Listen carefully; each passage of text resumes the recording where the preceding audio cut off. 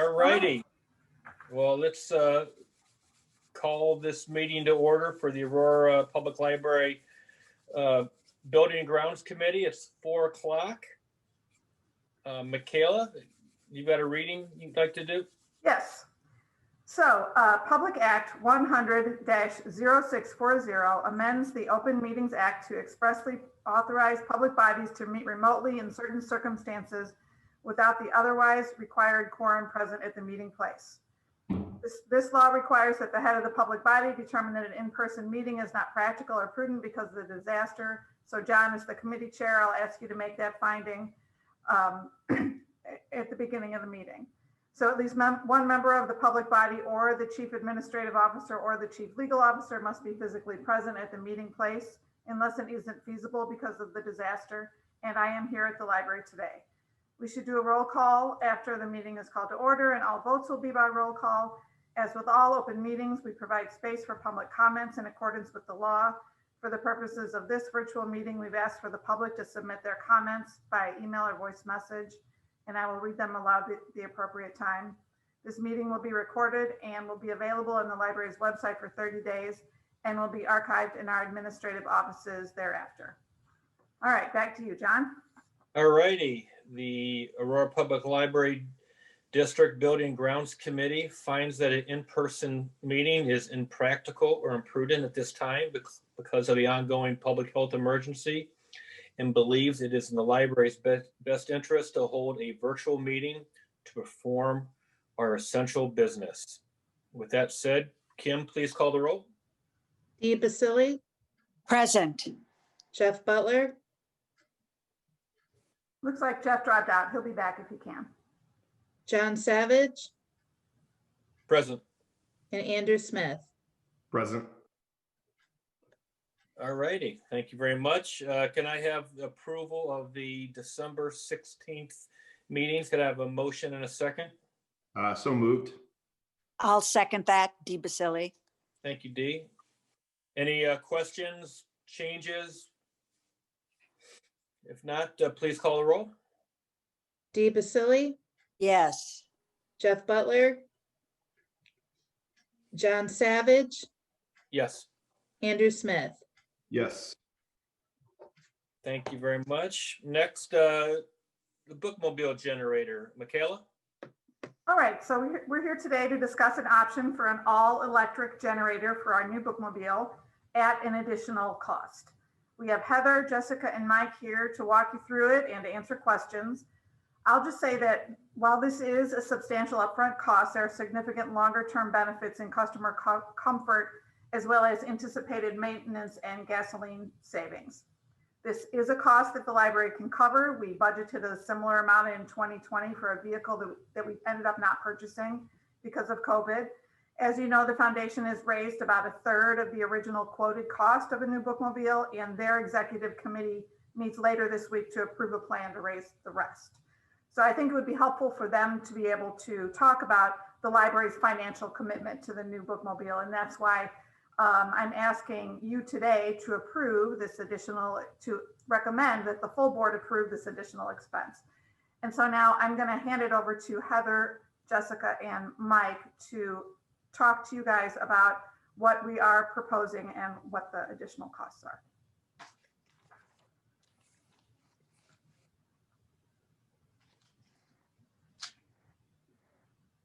So what we're looking at doing is getting, it's an electric option to the generator.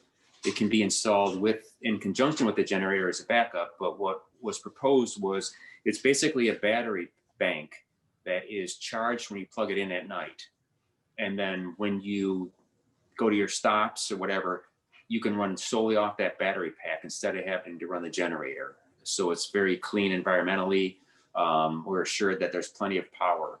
So it's basically the batteries themselves, maintenance-wise, will require no maintenance as opposed to the generator, which requires every 250 hours we have to 250 hours we have to do maintenance on it.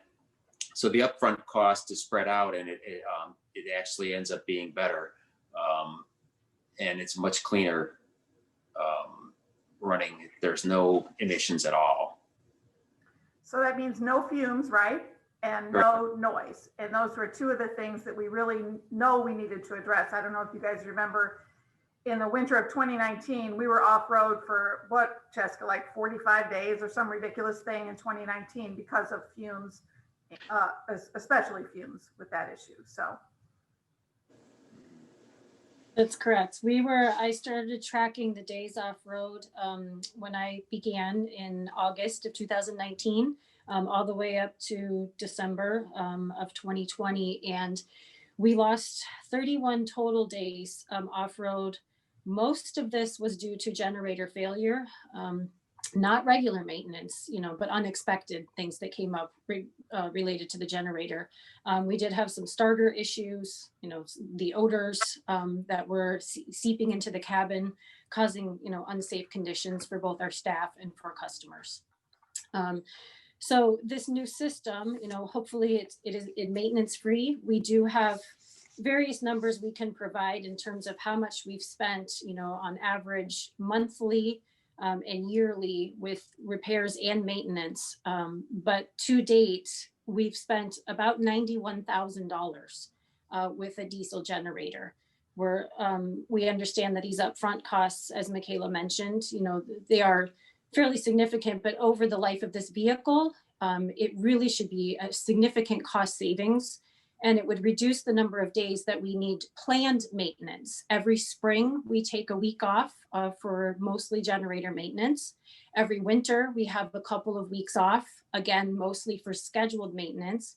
And in the summer, we're off 2 to 3 weeks each year. Some of that is for, collections maintenance and such between the school and the summer. But a lot of it is just to maintain that diesel generator.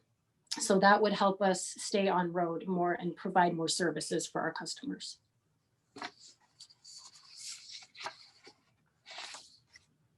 So Heather and Jessica, we did have a few questions that I forwarded to you from Jeff. So Jeff was curious about, and I'll just say real quickly, anticipated maintenance costs with the new unit. What sort of history does this type of generator have? Are we on the bleeding edge of technology? You addressed the noise and emissions. Is there an operating cost comparison of the two options and what the difference is between the pricing? Do we have some thoughts on those issues? Mm-hmm. Mike, did you want to talk about what you've learned about like the maintenance costs with this battery system? And then I can get into a little bit more about our expenditures related to our diesel generator. Yeah, the cost on the batteries is really, it's nil. There shouldn't be any maintenance costs at all. The only problem would be if there's an issue with repair, but as far as maintenance, they're supposed to last almost the length of the vehicle. So time-wise, there shouldn't be any monthly maintenance at all.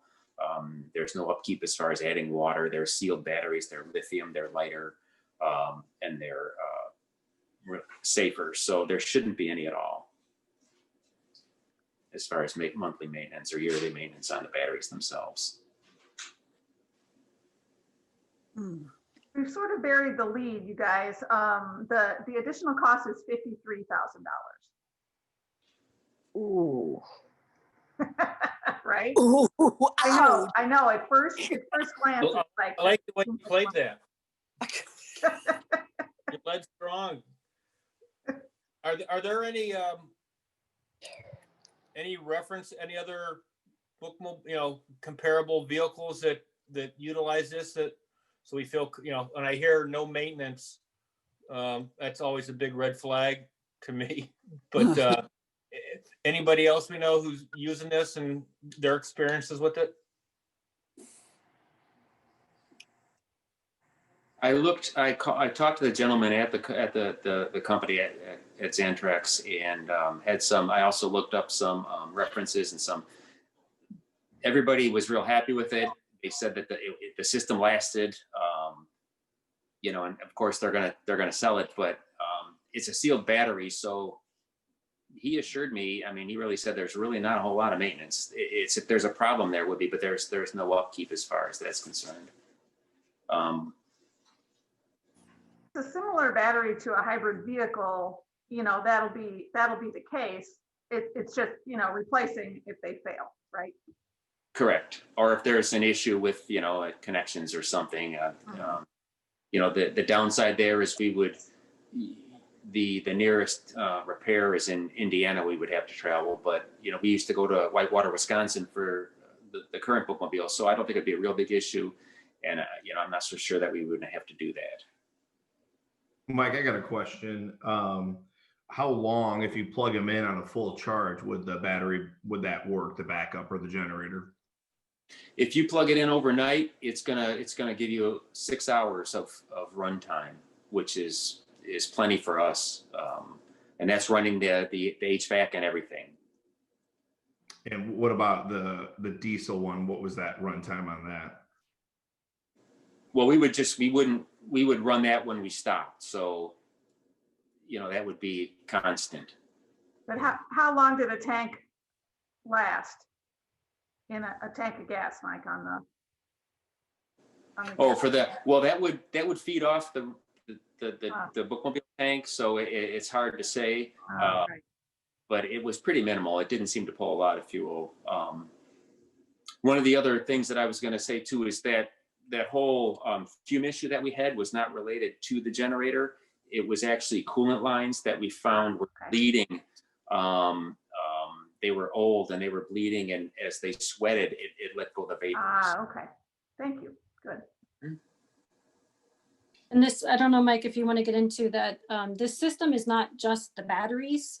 This comes with, the inverter. There's some solar panels involved. There's an upgraded heating, an air conditioning system. I know, Heather, I know you know more about this. Can't seem to unmute. Mike, did you want to add anything there? It's not simply batteries. It's Right. an entire system. Okay. Okay, good.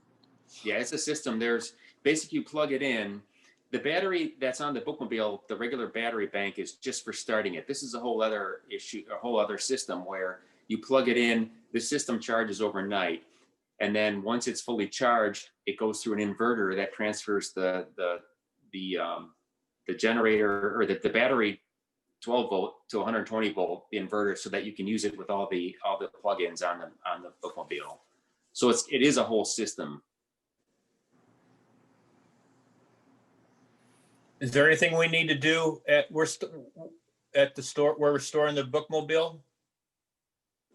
No, the only issue with them is when the temperatures are as cold as they are here, the batteries need to be warm when they're charged. But they've got part of the system is there's a heater on the battery. So when you plug them in to charge them, it warms the batteries up. So you can use it in this climate without any trouble.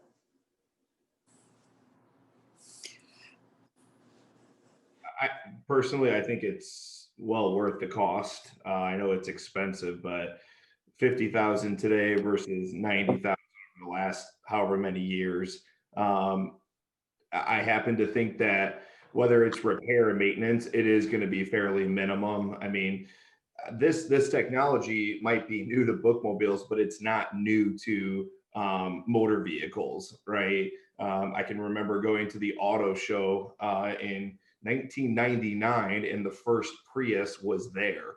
So and those batteries probably a little different. I think they had a lot of nickel in them, but I mean, these batteries have been around, right? I mean, they stood the test of time, especially lithium is very lightweight, more durable. Lithium is in everything, right? Every handheld tool has lithium. Everything's with your lawnmower can be lithium based now. So I think the technology, while it might be new to what we're doing, that's just the application. The concept's been around for probably 2 decades.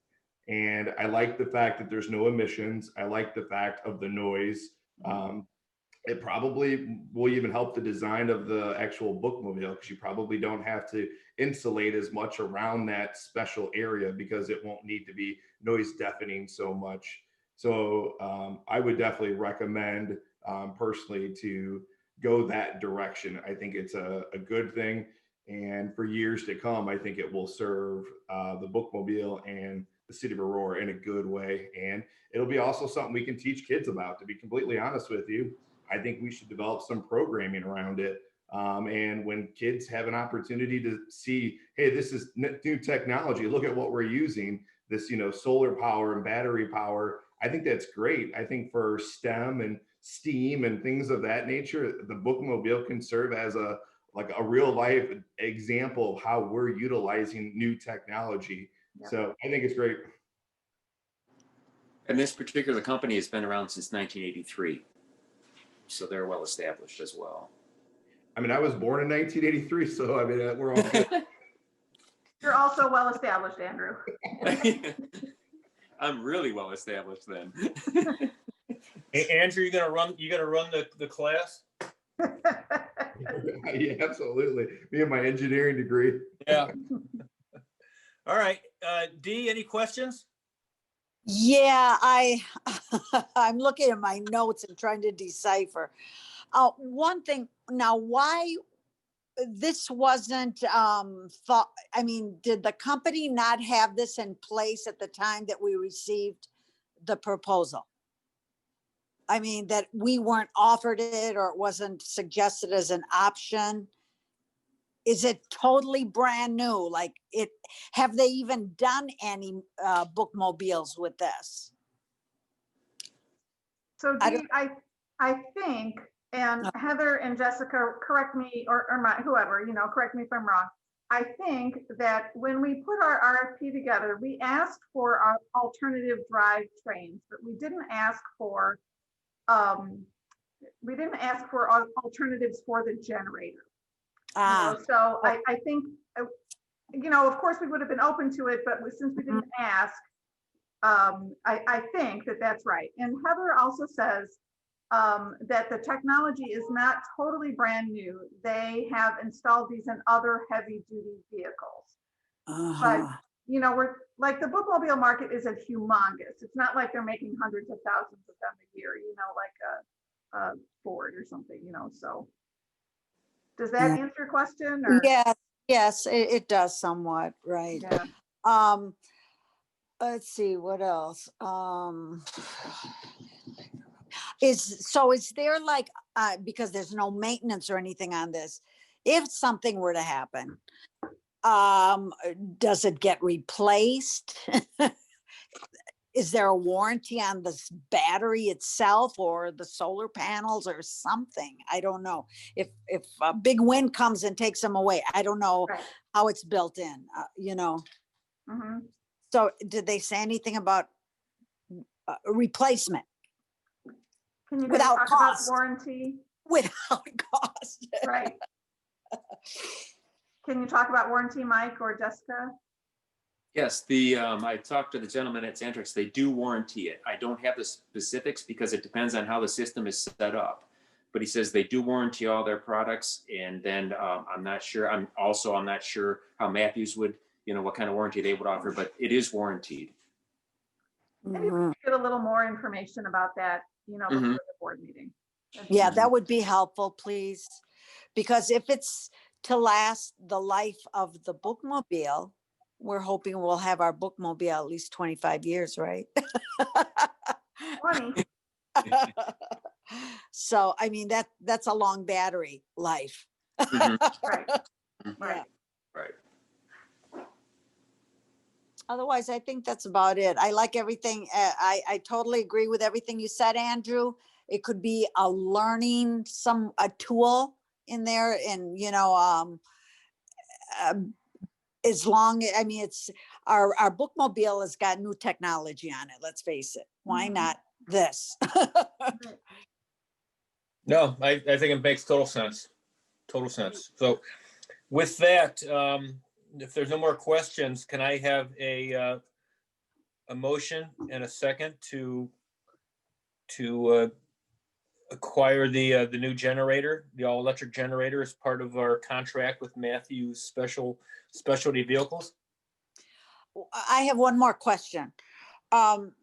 Like Michaela said, I think the foundation, we were planning, how does this, I mean, do they have to approve this as well? Right. Another 53,000 that they weren't planning on. and they're still in the funding, for the next couple of years. How Right. does that affect that? So Dee, what we're asking this committee to recommend that our library board purchase this generator. We have the funds, the library has the funds, so that the foundation would not have to raise an additional $50,000. Oh, okay. All right. Any other questions? None. All righty. If not, please call the roll, Kim. I think we need a motion in a second. Oh, I thought we had that. I'm sorry. Oh, so moved. Thank you. I'll second that. Thank you. Great. Dee Basili, Yes. Jeff Butler, John Savage, Yes, Andrew Smith. Yes. perfect. Thank you. Very exciting. All right, any public comments? No public comments. All right, with that said, I would like to move for adjournment. Can I have a motion and a second, please? Okay, So- this is D. I move, please. Andrew. Perfect. Please call the roll, Kim. Dee Basili, Yes. Jeff Butler, John Savage, Yes, Andrew Smith. Yes. perfect. All right, everybody, we are adjourned at 4:22 PM. Thank you very much, everybody. All right, Thank you. Thank you. All right. Good meeting. Bye-bye. all Bye. right, be safe. Bye. Bye.